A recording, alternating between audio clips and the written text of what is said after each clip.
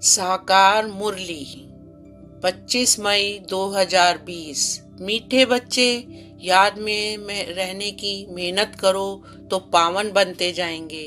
अभी बाप तुम्हें पढ़ा रहे हैं, फिर साथ में ले जाएंगे। प्रश्न: कौन सा पैगाम तुम्हें सभी को देना है?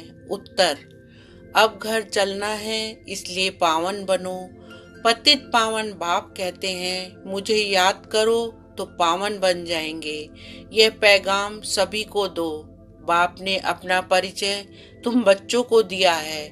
अब तुम्हारा कर्तव्य है बाप का शो करना। कहा भी जाता, सन शोज फादर। गीत: मरना तेरी गली में। ओम शांति। बच्चों ने गीत का अर्थ सुना कि बाबा हम आपकी रुद्रमाला में पिरो ही जाएंगे। यह गीत तो भक्ति मार्ग के बने हुए हैं। जो भी दुनिया में सामग्री है, जब तब पूजा पाठ, ये सब है भक्ति मार्ग। भक्ति रावण राज्य, ज्ञान राम राज्य। ज्ञान को कहा जाता है नॉलेज पढ़ाई। भक्ति को पढ़ाई नहीं कहा जाता। उसमें कोई उद्देश्य नहीं कि हम क्या बनेंगे। भक्ति पढ़ाई नहीं है। राजयोग सीखना यह पढ़ाई है। पढ़ाई एक जगह स्कूल में पढ़ी जाती है। भक्ति में तो दर दर धक्के खाते हैं। पढ़ाई माना पढ़ाई, तो पढ़ाई पूरी रीति पढ़नी चाहिए। बच्चे जानते हैं हम स्टूडेंट हैं। बहुत हैं जो अपने को स्टूडेंट नहीं समझते हैं, क्योंकि पढ़ते ही नहीं हैं। न बाप को बाप समझते हैं, न शिव बाबा को सद्गति दाता समझते हैं। ऐसे भी हैं बुद्धि में कुछ बैठता ही नहीं। राजधानी स्थापन होती है ना, उसमें सभी प्रकार के होते हैं। बाप आए ही हैं पतितों को पावन बनाने। बाप को बुलाते हैं, हे पतित पावन आओ। अब बाप कहते हैं पावन बनो। बाप को याद करो। हर एक को पैगाम देना है बाप का। इस समय भारत ही वैशाल्य है। पहले भारत ही शिवालय था। अभी दोनों ताज नहीं है। ये भी तुम बच्चे ही जानते हो। अब पतित पावन बाप कहते हैं, मुझे याद करो तो तुम पतित से पावन बन जाएंगे। याद में ही मेहनत है। बहुत थोड़े हैं जो याद में रहते हैं। भक्त माला भी थोड़ों की है ना। धन्ना भगत, नारद, मीरा आदि का नाम है। इसमें भी सब तो नहीं आकर पढ़ेंगे। कल पहले जिन्होंने पढ़ा है वही आते हैं। कहते भी हैं, बाबा हम आपसे कल पहले भी मिले थे। पहले पढ़ना अथवा याद की यात्रा सीखने। अभी बाप आए ही हैं तुम बच्चों को ले जाने। समझाते हैं तुम्हारी आत्मा पतित है, इसलिए बुलाते हो कि आकर पावन बनाओ। अब बाप कहते हैं, मुझे याद करो, पवित्र बनो। बाप पढ़ाते हैं, फिर साथ में भी ले जाएंगे। बच्चों को अंदर बहुत खुशी होनी चाहिए। बाप पढ़ा रहे हैं। कृष्ण को बाप नहीं कहेंगे, कृष्ण को पतित पावन नहीं कहेंगे। ये किसको भी पता नहीं कि बाप किसको कहा जाता है, और फिर वो ज्ञान कैसे देते हैं ये तुम ही जानते हो। बाप अपना परिचय बच्चों को ही देते हैं। नए नए कोई से बाप नहीं मिल सकते। बाप कहेंगे सन शोज फादर। बच्चे ही बाप को शो करेंगे। बाप को कोई से भी मिलने बात करने का नहीं है। भल इतना समय बाबा नए नए से मिलते रहते हैं। ड्रामा में था, ढेर आते थे। मिलिट्री वालों के लिए भी बाबा ने समझाया है, उनका उद्धार करना है। उनको भी धंधा तो करना ही है, नहीं तो दुश्मन वार कर लेंगे। सिर्फ बाप को याद करना है। गीता में है, जो युद्ध के मैदान में शरीर छोड़ेंगे वो स्वर्ग में जाएंगे, परंतु ऐसे तो जा ना सके। स्वर्ग स्थापन करने वाला भी जब आए तब ही जाएंगे। स्वर्ग क्या चीज है ये भी कोई नहीं जानते। अभी तुम बच्चे 5 विकारों रूपी रावण से युद्ध करते हो। बाप कहते हैं, अशरीरी भव, अपने को आत्मा निश्चय कर मुझे याद करो, और कोई ऐसे कह न सके। सर्वशक्तिमान एक बाप के सिवाय कोई को कह नहीं सकते। ब्रह्मा विष्णु शंकर को नहीं कह सकते। ऑलमाइटी एक ही बाप है। वर्ल्ड ऑलमाइटी अथॉरिटी, ज्ञान का सागर, एक बाप को ही कहा जाता है। ये जो साधु संत आदि हैं वो हैं शास्त्रों की अथॉरिटी।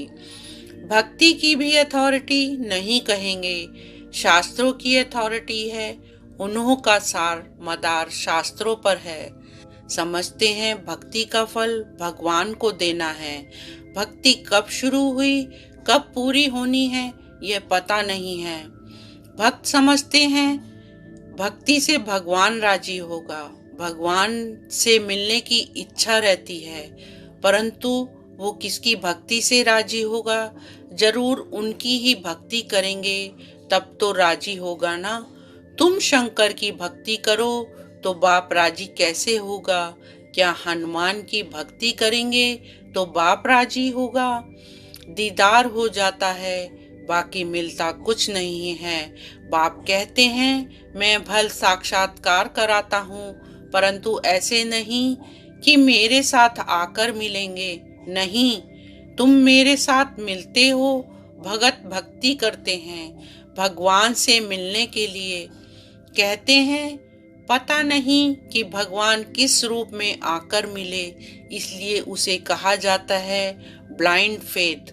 अभी तुम बाप से मिले हो, जानते हो वो निराकार बाप जब शरीर धारण करे तभी अपना परिचय दे कि मैं तुम्हारा बाप हूँ। 5000 वर्ष पहले भी तुमको राज्य भाग दिया था, फिर तुमको 84 जन्म लेने पड़े। ये सृष्टि चक्र फिरता रहता है। द्वापर के बाद ही दूसरे धर्म आते हैं, अपना अपना धर्म आकर स्थापन करते हैं। इसमें कोई बड़ाई की बात नहीं है, बड़ाई किसकी भी नहीं है। ब्रह्मा की बड़ाई तब है जब बाप आकर प्रवेश करते हैं, नहीं तो ये धंधा करता था।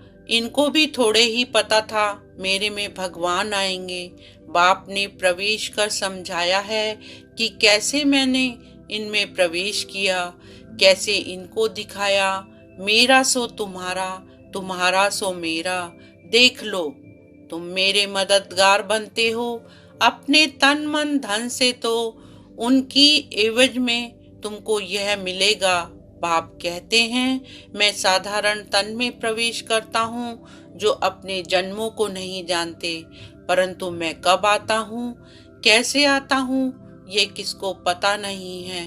अभी तुम देखते हो साधारण तन में बाप आए हैं, इन द्वारा हमको ज्ञान और योग सिखला रहे हैं। ज्ञान तो बहुत सहज है।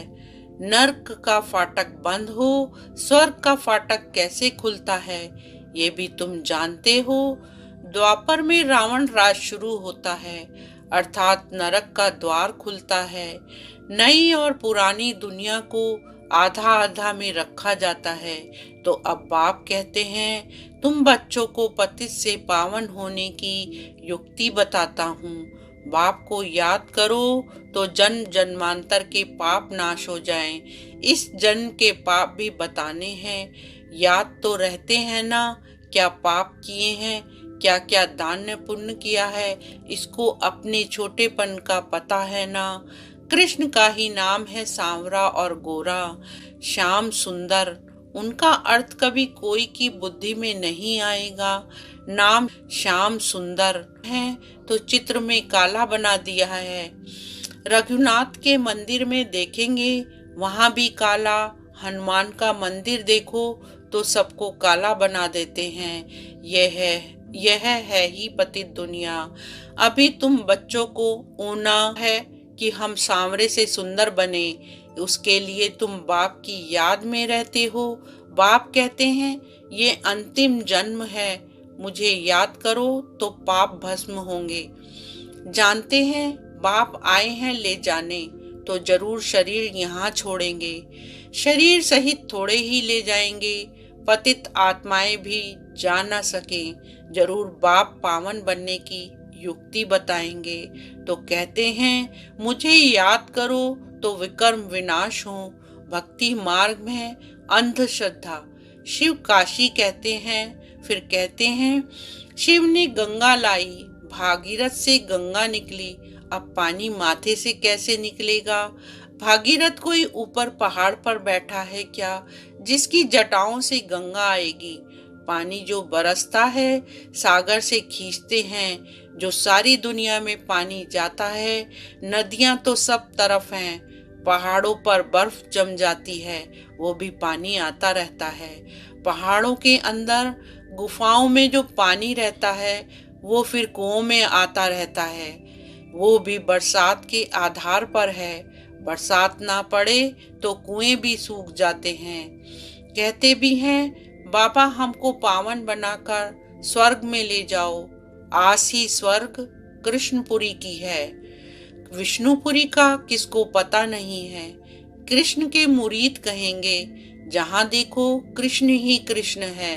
अरे जबकि परमात्मा सर्वव्यापी है तो क्यों नहीं कहते जिधर देखो परमात्मा ही परमात्मा है।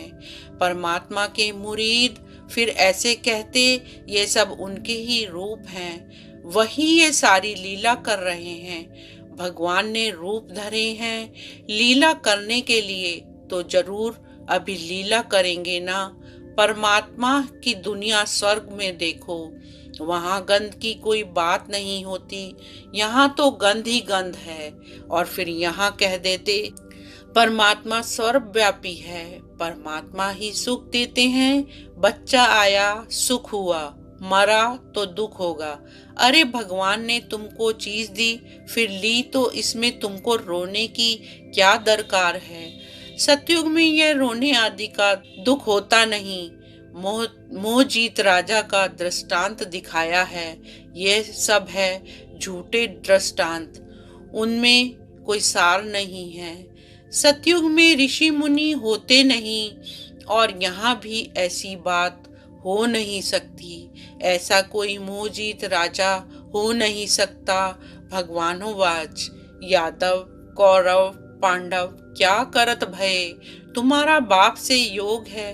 बाप कहते हैं मैं तुम बच्चों द्वारा भारत को स्वर्ग बनाता हूँ। अब जो पवित्र बनते हैं वो पवित्र दुनिया के मालिक बनेंगे।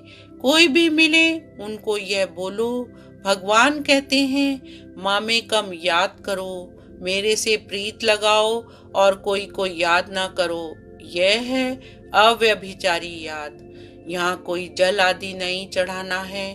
भक्ति मार्ग में यह धंधा आदि करते याद करते थे ना। गुरु लोग भी कहते मुझे याद करो, अपने पति को याद नहीं करो। तुम बच्चों को कितनी बातें समझाते हैं। मूल बात है कि सभी को पैगाम दो। बाबा कहते हैं माँ में कम याद करो।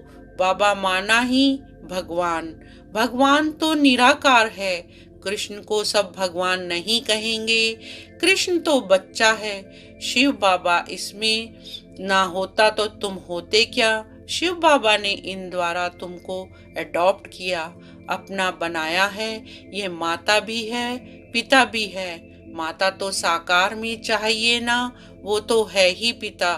तो ऐसी ऐसी बातें अच्छी रीति धारण करो। तुम बच्चों को कभी भी किसी बात में मूंझना नहीं है। पढ़ाई को कभी नहीं छोड़ना। कई बच्चे संग दोष में आकर रूठकर अपनी पाठशाला खोल देते हैं। अगर आपस में लड़ झगड़ कर जाएं, अपनी पाठशाला खोली तो मूर्खपना है। रूठते हैं तो पाठशाला खोलने के लायक ही नहीं है। वो दे अभिमान तुम्हारा चलेगा नहीं, क्योंकि बुद्धि में तो दुश्मनी है, तो वो याद आएगी। कुछ भी किसको समझा नहीं सकेंगे। ऐसे भी होता है जिसको ज्ञान देते हैं वो तो तीखे चले जाते हैं, खुद गिर पड़ते हैं, खुद भी समझते हैं मेरे से उनकी अवस्था अच्छी है। पढ़ने वाला राजा बन जाए और पढ़ाने वाला दास दासी बन जाते हैं। ऐसे ऐसे भी हैं पुरुषार्थ कर बाप के गले का हार बनना है। बाबा जीते जी मैं आपका बना हूँ, बाप की याद से ही बेड़ा पार होना है। अच्छा, मीठे मीठे सिकील दे बच्चों प्रति माता पिता बाप दादा का याद प्यार और गुड मॉर्निंग। रूहानी बाप की रूहानी बच्चों को नमस्ते। हम रूहानी बच्चों की रूहानी बाप को नमस्ते। धारणा के लिए मुख्य सार। फर्स्ट पॉइंट, कभी किसी बात में मूंझना नहीं है, आपस में रूठ कर पढ़ाई नहीं छोड़नी है, दुश्मनी बनाना भी देह अभिमान है, संग दोष से अपनी बहुत बहुत संभाल करनी है, पावन बनना है, अपनी चलन से बाप का शो करना है। सेकंड पॉइंट, प्रीत बुद्धि बन एक बाप की अव्यभिचारी याद में रहना है, तन मन धन से बाप के कार्य में मददगार बनना है। वरदान, स्वयं को स्वयं ही परिवर्तन कर विश्व के आधार मूर्त बनने वाले श्रेष्ठ पद के अधिकारी भव। सार, श्रेष्ठ पद पाने के लिए बाप दादा की यही शिक्षा है कि बच्चे स्वयं को बदलो। स्वयं को बदलने के बजाय परिस्थितियों को व अन्य आत्माओं का बदलने का सोचते हो या संकल्प आता है कि यह सेल्वेशन मिले, सहयोग व सहारा मिले तो परिवर्तित हो। ऐसी किसी भी आधार पर परिवर्तन होने वाले की प्रारब्ध भी आधार पर ही रहेगी, क्योंकि जितनों का आधार लेंगे उतना जमा खाता शेयर्स में बढ़ जाएगा। इसलिए सदा लक्ष्य रखो कि स्वयं को परिवर्तन होना है। मैं स्वयं विश्व का आधार मूर्त हूँ। स्लोगन, संगठन में उमंग उत्साह और श्रेष्ठ संकल्प से सफलता हुई पड़ी है। ओम शांति।